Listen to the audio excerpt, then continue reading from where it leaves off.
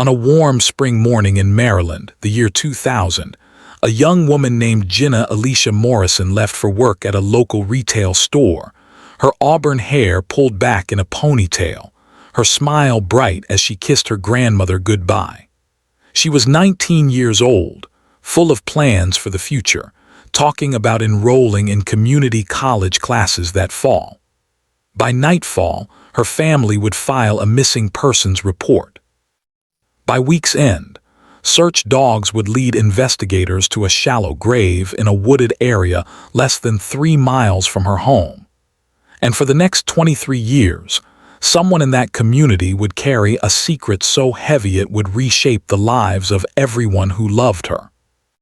The question that haunted investigators through 2 decades of dead ends and false leads was simple, brutal, and seemingly unanswerable. Who took Jina Morrison's life, and how did they vanish so completely into the fabric of everyday existence? Part 1. The Vanishing. Prince George's County in the year 2000 was a patchwork of suburban developments and rural holdovers, places where new townhouse complexes pressed up against properties that had been family-owned for generations. The Morrison family lived in a modest split-level home in the Bowie area, where the streets were lined with Bradford pear trees that bloomed white each spring, and neighbors still knew each other's names. Jina's grandmother, Margaret Morrison, had raised her from the age of 12 after Jina's mother passed away from complications related to diabetes. Margaret was 68 years old, a retired school cafeteria worker who kept a vegetable garden in the backyard, and attended Sunday services at the Baptist Church on Route 450 without fail. Jina worked the afternoon shift at a department store in the Bowie town center, usually arriving around 2 in the afternoon and finishing at 10 or 10:30 at night, depending on when the managers released the staff. She was saving money, talking about getting her own apartment eventually, maybe finding a roommate. Her best friend from high school, Shanice Taylor, would later tell investigators that Jina had recently started seeing someone new, though she had been vague about the details. She said he was older, Shanice would recall. She seemed excited but also kind of secretive about it, like maybe she thought people would judge. The morning of May 7, 2000, arrived with temperatures already climbing into the 70s by 9 o'clock. Margaret Morrison would remember the way the sunlight came through the kitchen window, falling across the linoleum floor in golden squares. Jina came downstairs wearing jeans and a lavender-colored shirt, her work vest folded over her arm. She poured herself a glass of orange juice. She mentioned that she might go out with friends after work, that Margaret shouldn't wait up. Margaret reminded her to call if plans changed, to be safe. Jina smiled, said she would, and walked out the front door at 1:15 in the afternoon. Her grandmother watched from the window as Jina climbed into her 1994 Honda Civic, powder blue with a dent in the rear bumper from a fender bender the previous winter. The car pulled away from the curb, turned left at the corner, and disappeared from view. Jina's shift supervisor at the department store would later provide a statement to investigators confirming that Jina never arrived for her scheduled shift. When she failed to show by 2:30, the supervisor tried calling the Morrison residence. Margaret answered, confused, saying that Jina had left over an hour earlier. The drive from the house to the shopping center took approximately 12 minutes in normal traffic. The supervisor tried Jina's cell phone, an older model flip phone with limited minutes. The calls went straight to voicemail. By 6 o'clock that evening, Margaret Morrison called the Prince George's County Police Department to report her granddaughter missing. The officer who took the report noted that the missing woman was 19, an adult, and that many young people sometimes changed plans without notifying family. Margaret insisted that Jina would never do that, that something was wrong. The officer said they would keep an eye out, told her to call back if Jina didn't return by morning. Clears throat. Margaret Morrison did not sleep that night. She sat in the living room with all the lights on, waiting for the sound of a car in the driveway. When dawn broke on May 8th without any word, she called the police again. This time, the dispatcher connected her to a detective. By mid-morning, investigators were at the Morrison home, taking down information, asking about Jina's habits, her friends, any recent arguments or unusual behavior. Margaret provided a recent photograph, one taken at Easter, showing Jina smiling in a yellow dress, standing beside the dogwood tree in the backyard. Detectives began making calls, reaching out to Jina's friends, checking with the department store, pulling phone records. On May 9th, 2 days after Jina vanished, a patrol officer spotted her Honda Civic in the parking lot of a small shopping plaza about 4 miles from her home. The car was locked, appearing undisturbed. When investigators arrived, they noted that Jina's work vest was still folded on the passenger seat. Her purse was missing. Her cell phone was not in the vehicle. The keys were gone.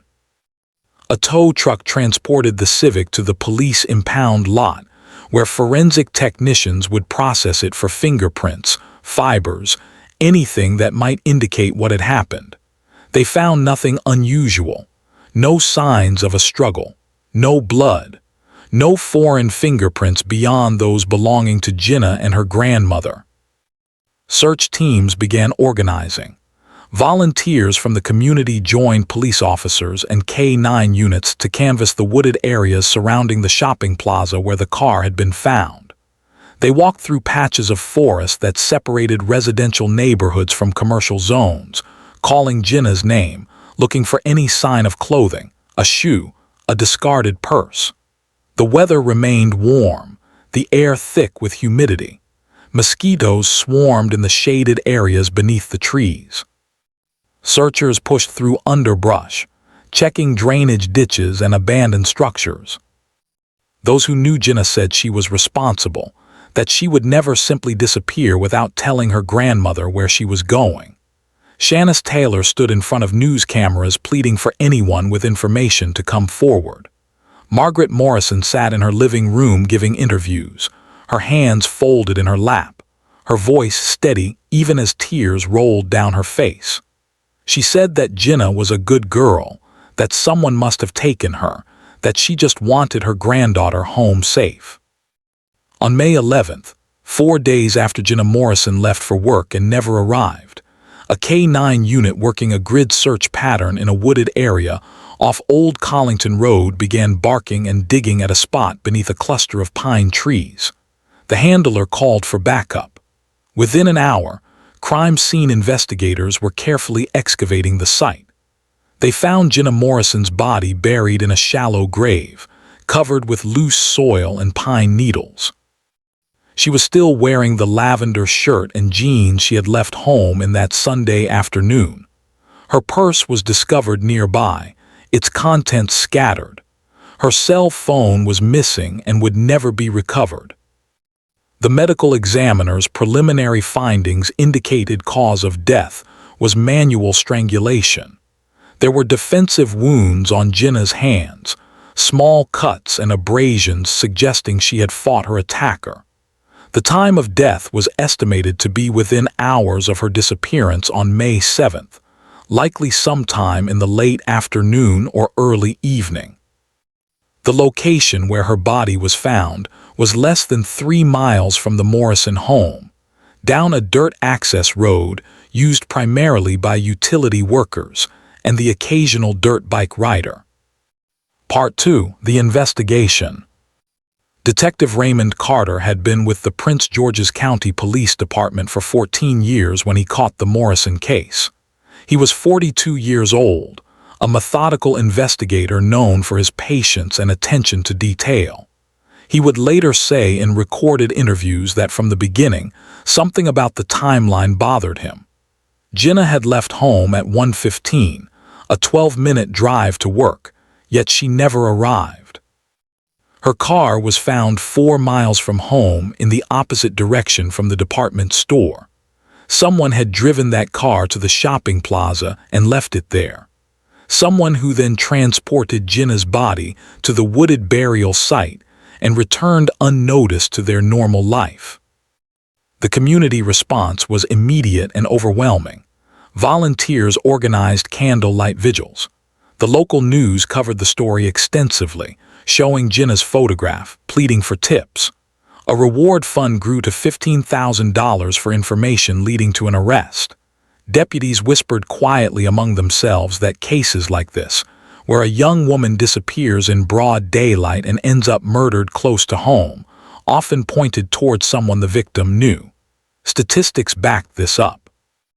Strangers rarely took the time to bury their victims. This felt personal. Investigators began building a timeline of Jina's final days. They interviewed her coworkers, her friends from high school, family members, anyone who might have seen her or spoken with her recently. Shanice Taylor mentioned again that Jina had been seeing someone, an older man, but Jina had never provided a name. Phone records showed that Jina had received several calls in the weeks before her death from a prepaid cell phone that could not be traced to a specific owner. The calls came at odd hours, sometimes late at night, sometimes in the early morning. When investigators tried the number, it was no longer in service. One name kept appearing in the margins of the investigation: Marcus Deshaun Williams, 29 years old, a maintenance worker at a commercial property management company. Williams lived approximately 6 miles from the Morrison home. He had grown up in the area, attended public schools in Prince George's County, had a clean record apart from a minor traffic violation 3 years prior. Multiple witnesses placed Williams in the same social circles as Jina.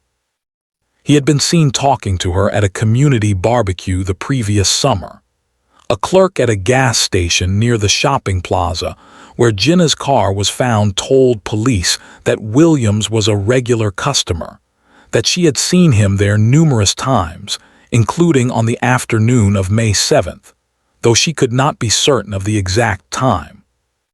Detective Carter brought Williams in for questioning on May 14th. The interview took place in a small room at the police station, recorded on video. Williams appeared calm, cooperative.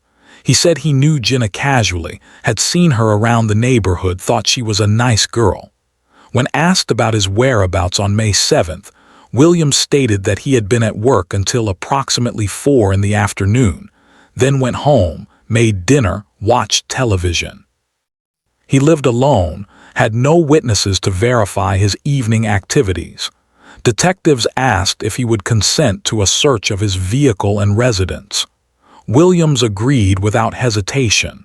He signed the consent forms, handed over his keys. Forensic teams went through Williams's apartment and his 1998 Chevrolet Tahoe with meticulous care. They found nothing that connected him to Jina Morrison. No blood evidence.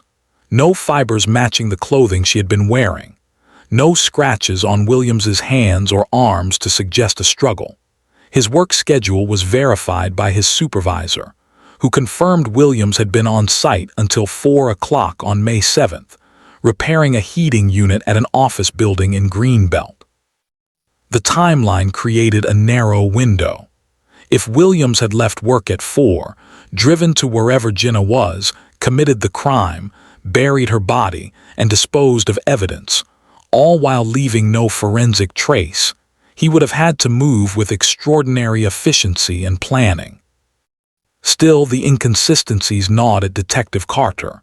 Williams's demeanor during questioning seemed off, too controlled, too rehearsed. When asked directly if he had anything to do with Jina's death, Williams looked straight at the camera and said, "No, sir. I did not harm that girl. I barely knew her." His voice did not waver. His hands remained still on the table. Those who worked with investigators noted that guilty suspects often displayed one of two extremes.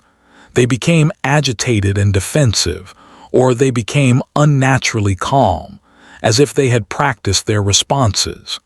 Williams fell into the latter category. Clears throat. Detectives expanded their search. They interviewed everyone who worked at the commercial property management company with Williams. They checked his financial records for unusual purchases or withdrawals. They examined his phone records, finding that he also had used a prepaid cell phone in addition to his regular line, though the number did not match the one that had called Jina. They brought in cadaver dogs to search the areas around Williams's residence and workplace. Nothing. The investigation began to fracture into competing theories. Some detectives believed Williams was their man, that the lack of evidence simply meant he had been careful. Others argued that without physical evidence or a witness, they could not build a case. The prosecutor's office reviewed the file and declined to bring charges. There was reasonable doubt stacked on reasonable doubt. Williams continued working, living his life, occasionally glancing over his shoulder at the unmarked police cars that sometimes followed him. Months passed. The media attention faded. New crimes demanded resources and attention. The Morrison case file grew thick with reports and photographs and witness statements that led nowhere.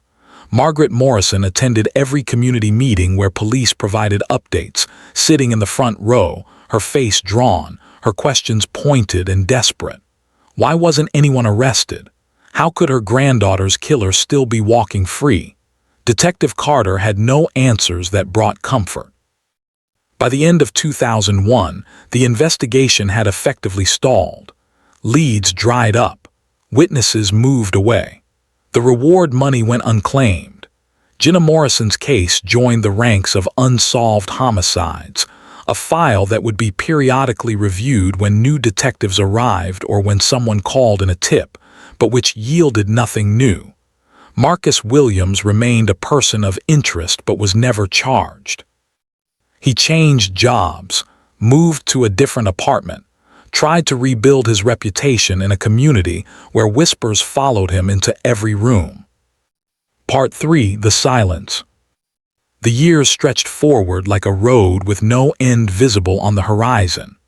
Margaret Morrison kept Jina's room exactly as it had been, the bed made, the posters on the walls, the collection of stuffed animals arranged on the shelf. She attended a support group for families of unsolved homicide victims, sitting in a circle with other people who understood the particular weight of not knowing, of living with questions that had no answers. She would say in those meetings that the worst part was not the grief itself, which was vast and consuming, but the way people looked at her with pity mixed with relief, grateful that this tragedy had not touched their own families. In 2003, Detective Carter retired from the police force. Before he left, he spent an afternoon at his desk reviewing the Morrison file one more time. He made notes in the margins, circled certain statements, drew arrows connecting pieces of information. He met with the detective who would inherit the case, a younger investigator named Lisa Tran, and walked her through his theories. Carter said he believed Marcus Williams was guilty, that his gut told him so, but that belief without evidence was worthless in a courtroom. He told Tran to watch Williams, to be ready if he made a mistake, because men who commit crimes like this often could not help themselves from talking, from hinting at what they had done, from seeking some form of recognition for their actions. Marcus Williams, for his part, seemed to have moved on with his life. By 2005, he was working as a supervisor at a warehouse distribution center. He had started seeing a woman named Tamika Jennings, a single mother with a 6-year-old daughter named Kendra. Tamika would later tell investigators that Marcus had seemed kind at first, attentive, generous with his time and affection. They dated for 8 months before he proposed. They married in a small ceremony at the courthouse in September 2006. Marcus moved into Tamika's townhouse in Bowie, just a few miles from where Jina Morrison had lived with her grandmother. For those who have ever doubted someone you love, who have felt that cold whisper of uncertainty in the quiet hours of the night, the erosion of trust is not sudden. It happens in increments, small moments that accumulate until the weight becomes unbearable. Tamika began to notice things about Marcus that troubled her. He was controlling about her schedule, wanting to know where she was at all times. He monitored her phone calls. He became angry when she spent time with her friends. And there were the nightmares. Marcus would wake up in the middle of the night, sweating, sometimes speaking in his sleep.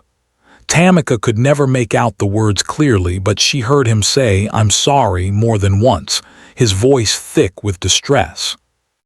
Kendra, Tamika's daughter, was initially excited to have a stepfather. She was a bright, observant child who loved drawing and playing with her dolls. But within months of Marcus moving in, her behavior changed. She became withdrawn, reluctant to be alone with Marcus. She started having nightmares of her own. When Tamika asked what was wrong, Kendra would say that Marcus scared her, that he was mean when Tamika was not around. Tamika confronted Marcus, who denied everything, said the child was making things up, that she was jealous of the attention Tamika gave him. By 2008, the marriage was fracturing. Arguments became frequent. Marcus's temper, which he had kept carefully controlled during their courtship, now surfaced regularly. He punched a hole in the bathroom wall during one fight. He threw a plate against the kitchen cabinet during another. Tamika began to fear him. She started documenting incidents, writing down dates and times, keeping a journal hidden in her car. She talked to a lawyer about divorce, about custody, about what it would take to get Marcus out of her home and away from her daughter. In July 2009, Tamika asked Marcus to leave. He refused. She changed the locks while he was at work. When he returned and found himself locked out, he called her phone repeatedly, leaving voicemails that ranged from pleading to threatening. Tamika filed for a protective order. The court granted a temporary order requiring Marcus to stay away from Tamika and Kendra. Marcus moved into a cheap apartment on the other side of the county, his life once again disrupted, his carefully maintained facade beginning to crack. If you have noticed how children sometimes see what adults miss, how they perceive truth through a lens unclouded by social niceties or the desire to believe the best in people, then what happened next will not surprise you. Kendra, now 11 years old, began having conversations with a school counselor about her fears, about the things Marcus had said when her mother was not around. The counselor, trained to recognize signs of trauma and abuse, listened carefully. Kendra mentioned that Marcus had talked about things he had done before meeting her mother, bad things, things that involved hurting someone. The counselor's notes from these sessions would later become crucial evidence. During one session in October 2010, Kendra drew a picture. It showed a man standing in the woods next to a pile of dirt. The counselor asked her to explain the drawing. Kendra said it was something Marcus had described to her, a story he told her late one night when he had been drinking and Tamika was working a night shift. He had said that he buried something in the woods once, something that needed to stay hidden. He had told her that some secrets were so big they could destroy a person if anyone found out. The counselor immediately contacted Child Protective Services, who in turn contacted the Prince George's County Police Department. Part 4. The Revelation. Detective Lisa Tran received the call on a cold morning in November 2010. She had kept the Morrison file active in her mind, if not always on her desk, occasionally reviewing the evidence, looking for new angles. When she heard about Kendra's statements, about the drawing, about Marcus Williams's late-night confessions to a child, something clicked into place. She pulled the Morrison file and began cross-referencing dates. Marcus Williams had married Tamika in 2006, 6 years after Jina's murder. The marriage had lasted 3 years before dissolving. During that time, living in close quarters with a perceptive child and a woman who asked questions, Williams had apparently been unable to maintain his silence completely. Tran contacted the school counselor and arranged to interview Kendra with her mother present and a child psychologist observing. The interview took place in a room designed to be comfortable for children, with soft lighting and furniture sized appropriately for a young person. Kendra, now 11, spoke clearly about her memories of Marcus Williams. She said he used to drink beer late at night when Tamika was at work. She said he would sometimes talk to himself or maybe to her, she was not always sure. She remembered him saying, "I had to do it. She was going to tell everyone about us." Kendra said Marcus had mentioned the woods, a place near water, somewhere he used to go as a kid. He said he put her where nobody would look, Kendra told the investigator. He said she was sleeping in the ground and it was better that way. Detective Tran felt the familiar rush of a case breaking open after years of stagnation. She obtained a warrant to re-interview Marcus Williams. On November 19, 2010, 2 officers arrested Williams at his apartment. He was transported to the police station, where Tran was waiting. This interview, like the one 10 years earlier, was recorded on video. Williams appeared older, heavier, more tired. When Tran told him that new evidence had emerged in the Jina Morrison case, his expression shifted slightly, a flicker of something passing across his face too quickly to identify with certainty. "I told you before, I didn't have anything to do with that," Williams said. Tran laid out the new information methodically. She described Kendra's statements.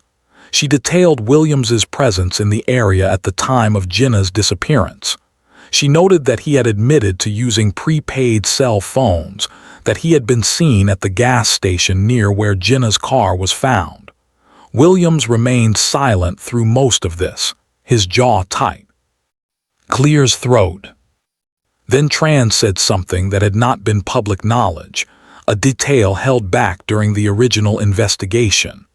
"Marcus, we know you were seeing Jina. We have phone records showing dozens of calls between your prepaid phone and hers in the weeks before she died. We know she told her friends she was dating an older man but was keeping it secret. We know you were that man." Williams's composure began to fracture. His hands, which had been still on the table, started to shake. He looked at the two-way mirror, then at Tran, then at his own hands. "She wasn't supposed to tell anyone," he said quietly. "We agreed." "Tell anyone what?" Tran asked. Williams closed his eyes. The silence stretched for nearly a minute. When he opened his eyes again, they were wet. "That we were together, her grandmother would have freaked out. There was an age difference.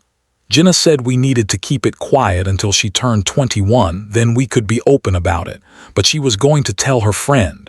She said she couldn't keep lying. I couldn't let her do that. People would have judged me. They would have thought I was some kind of predator." The confession came in pieces over the next 3 hours.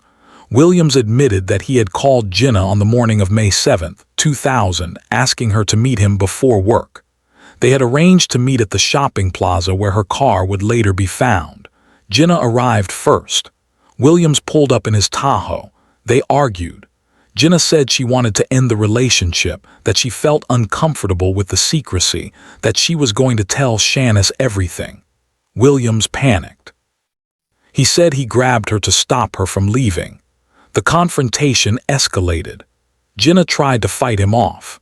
Williams said he did not remember making the decision to strangle her, that his hands moved on their own, that when he realized what he had done, she was already gone. He placed Jina's body in the back of his Tahoe, covered it with a tarp he kept for moving furniture. He drove to the wooded area off Old Collington Road, a place he had played as a child, where he knew the terrain. He buried her quickly, using a shovel from his vehicle, covering the grave with pine needles and leaves. He took her purse, removed anything identifying, threw the contents in various dumpsters across the county. He kept her cell phone long enough to erase any messages between them, then destroyed it, tossing the pieces into a river. He returned to the shopping plaza, wiped down Jina's car interior with cleaning wipes he had in his vehicle, locked the car, and drove away. The entire sequence took less than 3 hours. By the time people started looking for Jina Morrison, Marcus Williams was at home, showering, burning the clothes he had worn, watching the evening news as if nothing had changed. "I thought I could live with it," Williams said on the recording. "I thought if I just kept quiet, if I built a new life, it would fade. But it never did. Every time I closed my eyes, I saw her face. Every time someone mentioned her name, my heart stopped. When that little girl started looking at me like she knew, like she could see through me, I knew it was only a matter of time." Marcus Deshaun Williams was formally charged with first-degree murder on November 20, 2010. The news spread through the community like electricity through water, sudden and shocking. Margaret Morrison, now 78 years old, received a call from Detective Tran informing her of the arrest. She sat down on the edge of her bed, the phone still pressed to her ear, and wept. She would later tell reporters that she had never given up hope that someone would be held accountable, that justice, though delayed, was still justice. The trial began in April 2012. The prosecution presented the confession, the statements from Kendra Jennings, the forensic evidence from 2000, and the pattern of behavior that painted Williams as a man obsessed with control and secrecy. The defense argued that the confession had been coerced, that Kendra's memories were unreliable, that the evidence was circumstantial at best.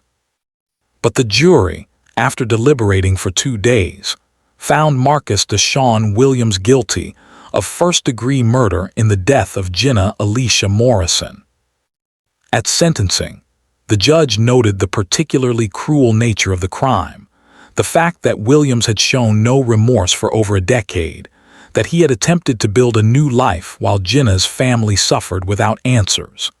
The judge sentenced Williams to life in prison without the possibility of parole. Margaret Morrison sat in the front row of the courtroom, flanked by members of her church congregation and by Shanice Taylor, who had remained close to the Morrison family through the years. When the sentence was announced, Margaret placed her hand over her heart and bowed her head. Those who believed Marcus Williams was guilty from the beginning felt vindicated. Those who had doubted, who had wondered if perhaps the police were focusing on the wrong person, were forced to reconcile their skepticism with the reality of his confession. The case became a reminder that sometimes investigations require patience measured in years rather than weeks, that justice can arrive late but still arrive, and that children sometimes carry truths that adults refuse to see. Closing. The Morrison case closed officially in June 2012, when Marcus Williams exhausted his appeals and his conviction was upheld. The file was moved to the archives, another solved homicide in a jurisdiction that had seen too many. But for those who loved Jina Morrison, the case was never really about closure. Closure suggested an ending, a neat conclusion, and there was nothing neat about losing a 19-year-old woman to violence, about spending a decade wondering who and why, about learning that the answer had been hiding in plain sight all along. Margaret Morrison passed away in 2018 at the age of 86. She never stopped keeping Jina's room preserved, never stopped attending vigils for other families seeking justice for their missing loved ones. In her final years, she would say that she forgave Marcus Williams, not because he deserved forgiveness, but because carrying hatred was too heavy a burden for her remaining time. She said she believed Jina was at peace, that her granddaughter's memory lived on in the people who remembered her smile, her plans for the future, her kindness. If this story mattered to you, subscribe and hit the bell. Share the episode. Someone somewhere may still be waiting to be heard.